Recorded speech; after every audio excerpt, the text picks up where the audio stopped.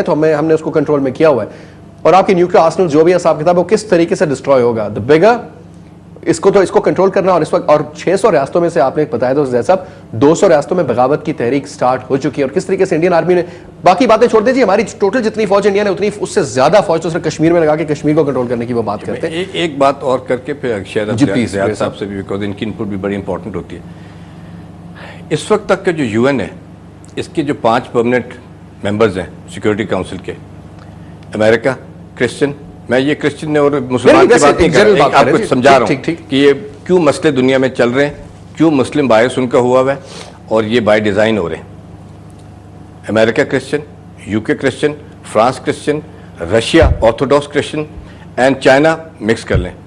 20-22 سال تو ویسے ہی ان کو آنے نہیں دیا, اوپر سے آپ ہندوؤں کو لے آئیں.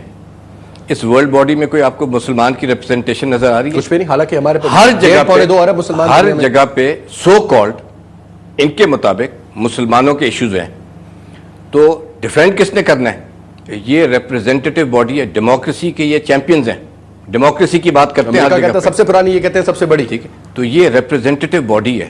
اس میں what you need to do is this کہ you need to expand it. Yes, ہر کانٹیننٹ سے آپ ایک مسلمان ملک کا لیں, کوئی 5 مسلمان ملک اس میں آنے چاہیے.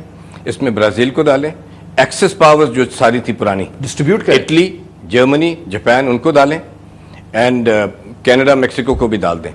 اور یہ 5 پرماننٹ ممبر جو ہے نا, ان کو کہیں کہ تم ہمیشہ اس میں ڈزنٹ میٹر. ناؤ لیٹ سے 20-22 ہو جاتی ہیں, اس میں جو بھی پرابلم آتی ہے آپ اس کو کہیں, آپ ڈیبیٹ کریں اینڈ اس کے اوپر ووٹ کریں ڈیموکریٹکلی. ٹھیک ہے, ریپرزینٹیٹیو باڈی, آپ کو سولوشنز مل جائیں گے, آپ کے سارے مسئلے حل ہو جائیں گے. کیونکہ پوری دنیا میں اگر دیکھا جائے تو اگر آپ انڈونیشیا میں دیکھتے ہیں مسئلہ, بوسنیا میں دیکھتے ہیں مسئلہ, آپ کو عراق میں دیکھتے ہیں مسئلہ, آپ کو افغانستان, یا مسئلے کریٹ بھی کر دیے جاتے ہیں.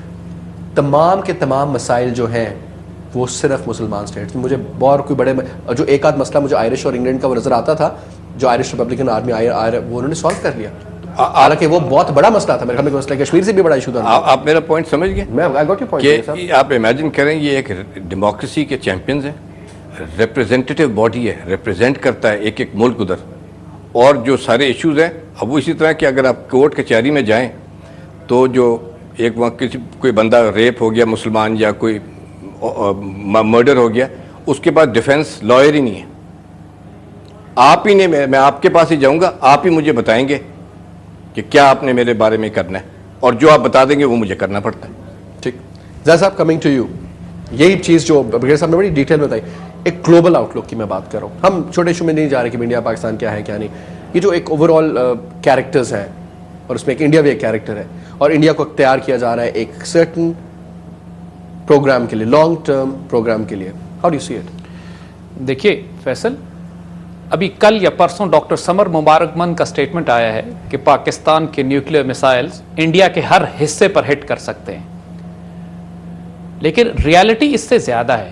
اور اسرائیلیز کو یہ معلوم ہے, اسرائیلیز کو یہ معلوم ہے کہ ہمارے میسائل اسرائیل کو بھی ہٹ کر سکتے ہیں, اور یہ ایک ایسا تھریٹ ہے اسرائیل کے لیے کہ جس پر وہ کسی صورت کمپرومائز نہیں کر سکتے. اور اس وقت 1968 سے جو ریلیشن شپ بلڈ ہوا تھا را اور موساد کا, 1992 میں ڈپلومیٹک ریلیشنز بنے ہیں انڈیا اور اسرائیل کے, کیونکہ وہ انڈیا یاسر عرفات سے بھی اتنے اچھے تعلقات رکھنے کی کوشش کرتا تھا کہ اسرائیل سے ڈپلومیٹک ریلیشنز نہیں بناتے تھے, لیکن سیکرٹ سروسز ریلیشن شپ ان کے بہت پرانے ہیں. اور ایسٹ پاکستان کو توڑنے میں بھی جو مشورہ لیا گیا تھا انسرجنسیز کریٹ کرنے کا, وہ موساد کا تھا. اور آج بھی کشمیر میں انسرجنسیز, تحریک آزادی کو روکنے کے لیے اتنی بھاری پینیٹریشن ہے انڈین سیکیورٹی اسٹیبلشمنٹ میں موساد کی, کہ لٹرلی موساد کنٹرول کر رہا ہے ان پالیسیز کو جو پاکستان اسپیسیفک ہیں, جو ریڈارز لگے ہوئے ہیں, جو ڈرونز ہیں, جو سیٹلائٹ اوپر مانیٹر کر رہے ہیں پاکستان کو, وہ تمام اسرائیلیز ہیں. اور دیکھیے اسرائیل نے کھلم کھلا اعلان جنگ ہمارے خلاف کیا ہوا ہے. انڈیا کی قوم کو ہم سمجھانا چاہیں گے یہ بات, اس وقت ہم انڈیا کی قوم کو ایڈریس کر رہے ہیں, ہم ان کو سمجھانا چاہیں گے کہ تم اسرائیل کے پھندے میں آ کر ہم سے خام خواہ بلا وجہ کی دشمنی مول مت لو, کیونکہ ہم تمہیں بھی ماریں گے اور اسرائیل کو بھی اڑا کے رکھ دیں گے. کیونکہ ہو یہ رہا ہے کہ اسرائیل کا سولوشن وہی ہے جو خیبر سولوشن ہے. دیکھیے تاریخ میں ہم کو اس کی مثال ملتی ہے, مدینے کی اسلامی ریاست تھی جس کی مثال آج کی پاکستان کی ہے. اسی طرح مکے کی مشرق ریاست تھی جو آج کا ہندوستان یا بھارت کی ریاست ہے, اور مدینے کے نارتھ میں خیبر کی بستی تھی جو یہودی بسا کرتے تھے. اور فتح مکہ مسلمان 8 سال کوشش کرتے رہے مکہ فتح کرنے کی, مسلسل پرابلم, کانفرنٹیشن, کلیشز ہوتے رہے, مکہ نہیں فتح ہوا. 9 ہجری میں حضور صلی اللہ علیہ وسلم نے اسٹریٹجی تبدیل کی, مکہ کی طرف سے رخ کو پھیرا, خیبر کی طرف رخ کر لیا اور خیبر کو فتح کر لیا. جس لمحے فتنہ ختم ہو گیا, خیبر فتح ہو گیا, اگلے سال مکہ بغیر لڑے فتح ہو گیا. دیکھیے this is exactly the example today.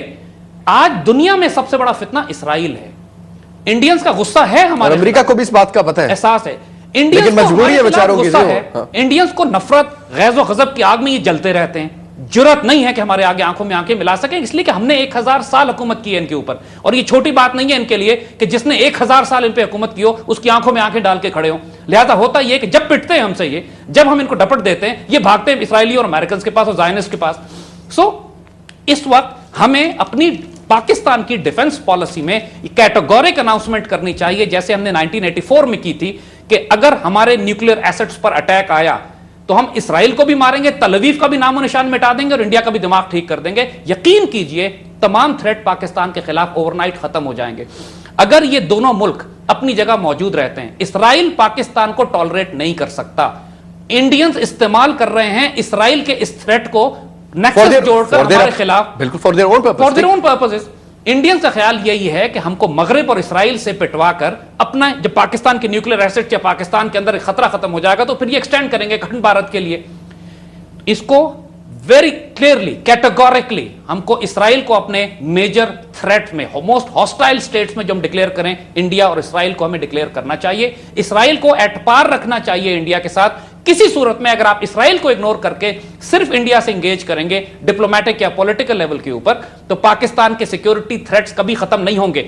ہمیں چاہیے کہ ہم جارڈن کو, لیبنان کو, سیریا کو, ایجپٹ کو اور ان تمام مسلمان ممالک کو جو اسرائیل کے چاروں طرف ہیں, ان کو براہ راست ملٹری ایڈ بھی دیں, ایڈوائزرز بھی بھیجیں, ان کی سرحدوں پہ اپنے ایئر فورس کے پائلٹ کے بھی حالات آپ نے دیکھے ہیں سر, اور کرنل قذافی معمر کا وہ بھی حالات ہو گئے, وہ بھی کافی نیچے لٹ گیا. اس کے بات یہ ہے کہ پاکستان شوڈ کیٹیگورکلی ڈکلیئر کہ اسرائیل کے خلاف ہم تمام مسلمان ملکوں کے ساتھ تعاون کریں گے اور اپنی مدد آفر کریں گے. ایران ہم سے فوراً مدد لے گا اس بات کے اوپر, کیونکہ تھریٹ ایران کو بھی ہے اسی بات پہ. ایران کا نیوکلیئر پروگرام ابھی بنا نہیں ہے, کئی سال لیٹ ہے ابھی, اس لیے اسرائیل کو معلوم ہے کہ جو پہلے انہوں نے پریشر بلڈ کیا ایران کے خلاف, اب اس کو ہٹا کے ہمارے پاس لے کر آ گئے, بیکاز دے نو کہ Pakistan is an immediate threat. ہمارے پاس میسائلز بھی ہیں, وار ہیڈز بھی ہیں, رینج بھی ہے, اور ہمارے اندر وہ جلال بھی ہے کہ ہم دونوں کی ایسی تیسی کر سکتے ہیں, مشرق میں بھی اور اسرائیل کی طرف بھی.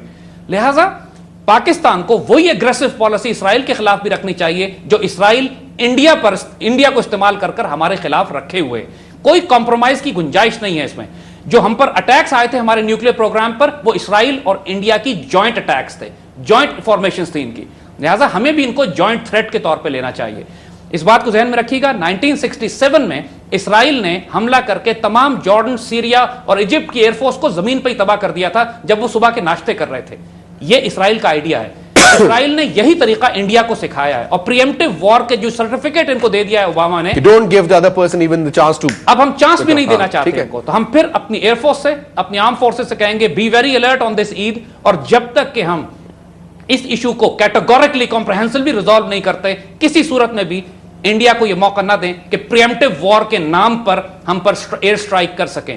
ایئر اسٹرائک یہ کسی بھی لمحے کر سکتے ہیں. We should be very alert on this. ٹھیک, زید ول ٹیک اے بریک ہے, لیکن بریک کے بعد جب واپس آئیں گے تو بریر صاحب آپ سے بھی میں پوچھنا چاہوں گا, اور زید صاحب آپ سے بھی پوچھنا چاہوں گا کہ انڈیا پاک بھارت تعلقات دوبارہ معمول, مطلب جو ایک ٹینشن کی ایکسٹریم تھی وہ ڈیفیوز ہو رہا ہے اور سلسلے بہتر ہوتے نظر آ رہے ہیں. خطے میں کیا امپورٹنس ہے ان دونوں ممالک کی ٹینشن کو کم کرنے کے لیے, in terms of economics, in terms of trade, in terms of otherwise ایک جو ماحول بنتا ہے. اور خدا نہ خواستہ اگر کل کو یہ سچویشن آتی ہے کہ ہمیں 2-4 بٹن دبانے پڑتے ہیں اس قسم کے, اور 2-4 ان کو بھی دبانے پڑیں گے, تو کیا وہ آج کل سے بہتر ہوگا؟ We'll talk about that. We'll just take a short break here. Stay with us. Tariq ہمارے ساتھ موجود ہیں, زید حامد ہمارے ساتھ موجود ہیں, گفتگو جاری رہے گی.